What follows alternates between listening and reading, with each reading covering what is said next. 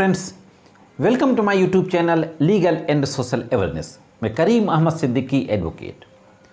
दोस्तों, हम जानते हैं कि किसी भी व्यक्ति की ज़िंदगी में उसकी पर्सनल लिबर्टी और उसके जीवन जीने के अधिकार का बहुत बड़ा महत्व होता है।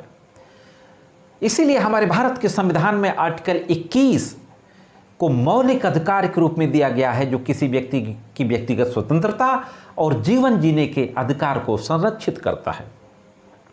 लेकिन जब किसी भी देश या प्रदेश की सरकार अपने नागरिकों की व्यक्तिगत स्वतंत्रता का हनन करने की ठान लेती है, तो उसका एक जीता जागता उदाहरण, वैसे तो ढेरों उदाहरण हैं देश और दुनिया में, लेकिन भारत में हम देख सकते हैं उसका एक जीता जागता उदाहरण सिद्दीक़प्पन का मामला। आपको याद होगा कि 2020 में उत्तर प्रदेश के हाथरस में एक लड़की का रेप होता है, सामूहिक रेप। उसके ऊपर जानलेवा हमला होता है। दिल्ली के एक अस्पताल में इलाज के दौरान उसकी मृत्यु हो जाती है और पुलिस प्रशासन रात को ही उस पीड़िता के शव को जलाने का काम किया जाता है पुलिस के द्वारा। इस घटना को रिपोर्ट करने के लिए किसी मलयालम अखबार का एक रिपोर्टर सिद्दीक़प्पन केरल से उत्तर प्रदेश आता है और 6 अक्टूबर 2020 को पहले उसे शांति भंग के आरोप में गिरफ्तार कर लिया जाता है। शांति भंग के आरोप में गिरफ्तार करने के बाद उसको एसडीएम की अदालत में पेश किया जाता है, जहां से एसडीएम साहब उसको न्यायिक अवरक्षा में भेज देते हैं।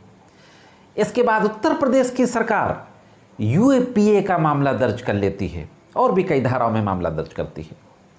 दोस्तों, अभी फ्राइडे को सुप्रीम कोर्ट ने फाइनली लगभग 2 वर्षों के बाद सिद्दीक़प्पन को जमानत पर रिहा करने का फैसला दे दिया है। तो आज के इस एपिसोड में हम सुप्रीम कोर्ट के उसी जजमेंट के बारे में बातचीत करेंगे कि सुप्रीम कोर्ट ने आखिर क्या बातें कही अपने फैसले में और बहस के दौरान, किस तरीके के सवाल पूछे सरकारी वकीलों से और फाइनली किन शर्तों के साथ सिद्दीक़प्पन को जमानत पर रिहा करने का आदेश पारित किया गया। इस बहुत ही महत्वपूर्ण जानकारी है, इसलिए जोड़े रहे आखिरी तक। देखते हैं कि सुप्रीम कोर्ट में सुनवाई के दौरान किस तरीके की दलीलें दी गई और सुप्रीम कोर्ट के द्वारा किस तरीके के सवाल किए गए और फाइनली क्या आदेश पारित किया गया। दोस्तों, जैसा कि मैंने अभी बताया कि सिद्दीक़प्पन को पहले 151 यानी शांति भंग में गिरफ्तार किया जाता है। इसके बाद उसको मजिस्ट्रेट, जो एग्जीक्यूटिव मजिस्ट्रेट होते हैं, एसडीएम, उनकी अदालत में पेश किया जाता है, जहां से उनको न्यायिक अवरक्षा में जेल भेज दिया जाता है। इसके बाद कुछ और मामले दर्ज कर लिए जाते हैं, जिसमें यूएपीए का भी मामला होता है। जो कुल धाराएं जो लगाई गई थी सिद्दीक़प्पन के पास 153A, 295A आईपीसी और 17/18 यूएपीए अधिनियम और 65/72 इंफॉर्मेशन टेक्नोलॉजी एक्ट, यानी दंगा भड़काने की साजिश करना, 2 समुदायों के बीच में नफरत का माहौल पैदा करना और अपने पर्चों के जरिए, एक टूल किट के जरिए पूरे माहौल को खराब करने की साजिश रचना, ये सारे आरोप लगा करके ये मामले दर्ज किए जाते हैं। और यह भी आरोप लगाया जाता है कि सिद्दीक़प्पन के इसका जो संबंध है वो पीएफआई कोई संगठन है जो कि आतंकवादी समूह तक से जुड़ा हुआ है, उस संगठन से इनके तार जुड़े हुए हैं। पीएफआई की बैठक में भी ये शामिल थे और सारी फंडिंग वहाँ से की जा रही है और वहीं से इनको भेजा गया है। साथियों, सुनवाई के दौरान इसमें जो मुख्य रूप से जो 2 जजों के द्वारा जो सुनवाई की जाती है, मुख्य न्यायमूर्ति यूयू ललित और दूसरे जज सुप्रीम कोर्ट के एस रविंद्र भट्ट, इन 2 जजों की पीठ के द्वारा इस पूरे मामले की सुनवाई की जाती है। मैं आपको बता दूं कि पहले मथुरा की अदालत के द्वारा जमानत इनकी खारिज कर दी गई। इसके बाद इलाहाबाद हाईकोर्ट में दाखिल किया गया। इलाहाबाद हाईकोर्ट ने यह कहते हुए कि इनके पास आपत्तिजनक दस्तावेज मिले हैं, वहां से भी जमानत खारिज कर दी गई। फिर सुप्रीम कोर्ट में अपील की गई थी और इस अपील की सुनवाई इन दोनों जजों की पीठ के द्वारा की जा रही थी। मुख्य न्यायमूर्ति महोदय के द्वारा एक महत्वपूर्ण सवाल किया जाता है उत्तर प्रदेश सरकार के वकील से।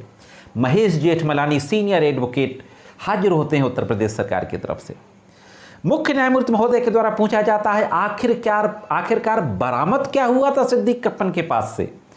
कौन सी आपत्तिजनक सामग्री, आपत्तिजनक दस्तावेज था?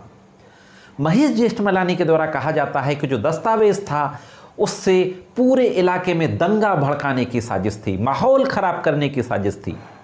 फिर सवाल किया जाता है मुख्य न्यायमूर्ति महोदय यू ललित के द्वारा कि आखिर था क्या, उस दस्तावेज में लिखा क्या था? इसी दौरान जो सिद्दीक कप्पन के एडवोकेट थे, सीनियर एडवोकेट कपिल सिब्बल साहब, उनके द्वारा कहा जाता है कि जस्टिस फॉर हाथरस गर्ल के टाइटल वाले पर्चे बरामद हुए थे। स्टेट काउंसिल के द्वारा भी ये बात कही जाती है कि हाँ, जो पर्चे बरामद हुए थे उसमें लिखा हुआ था कि हाथरस की पीड़िता के लिए न्याय मांगने के लिए विरोध प्रदर्शन के लिए एकत्रित होना होगा। इस तरीके से दलित समुदाय को उकसाने का काम किया जा रहा था उन पर्चों के माध्यम से। न्यायमूर्तियों महोदय के द्वारा कहा जाता है कि किसी पीड़िता के लिए न्याय मांगने के लिए विरोध प्रदर्शन करना क्या कानूनन अपराध होता है?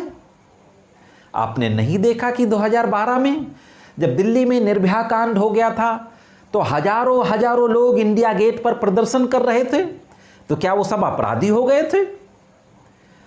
इस तरीके से इन सारे मामलों को देखते हुए जो पीठ थी वो उत्तर प्रदेश सरकार से के वकील की दलीलों से सहमत नहीं होती।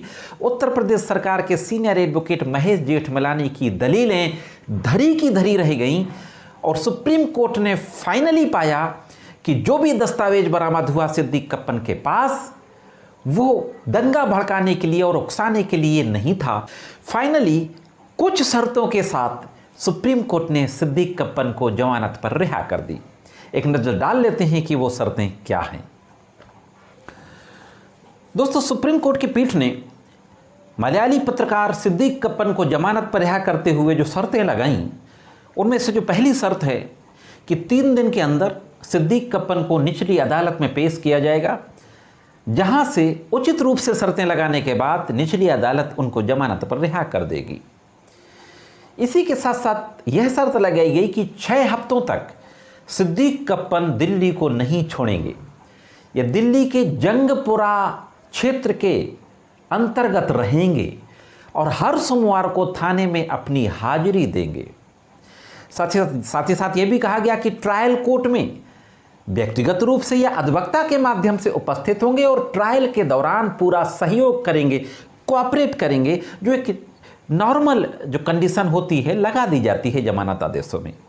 और यह भी शर्त लगाई गई कि अपना पासपोर्ट जांच तंत्र को जमा कर देंगे और जो स्वतंत्रता दी जा रही है इनको जमानत की, इसका दुरुपयोग नहीं करेंगे। तो इस तरीके से शर्तें लगाते हुए सुप्रीम कोर्ट के द्वारा सिद्दीक कप्पन को फाइनली 2 सालों के बाद जमानत पर रिहा करने का आदेश पारित कर दिया गया। तो दोस्तों, यह थी एक महत्वपूर्ण जानकारी। मैं ये जरूर कहूँगा आपसे कि स्वतंत्रता और हमारे मौलिक अधिकार ये बहुत मायने रखते हैं। अपने मौलिक अधिकारों की रक्षा के लिए हमें हमेशा सजग रहना चाहिए और जहाँ भी समाज में अन्याय हो तो उसके खिलाफ आवाज़ ज़रूर उठानी चाहिए। फाइनली हमारी न्यायपालिका सुनती है और उसमें नागरिकों के हित में जो सही होता है उस पर फैसला देती है। और जो सरकारों का जो क्रूर रवैया होता है और नागरिकों के अधिकारों को कुचलने का जो काम होता है उसके खिलाफ न्यायपालिका के द्वारा फाइनली फैसला दिया जाता है, जैसा कि सिद्दीक कप्पन के केस में हुआ। आज की वीडियो में सिर्फ इतना ही। ये जानकारी कैसी लगी कमेंट्स करके जरूर बताएं। मिलते हैं किसी अन्य वीडियो में कानून की कुछ अन्य जानकारियों के साथ। तब तक कानून की विभिन्न तरीके की जानकारी के लिए देखते रहें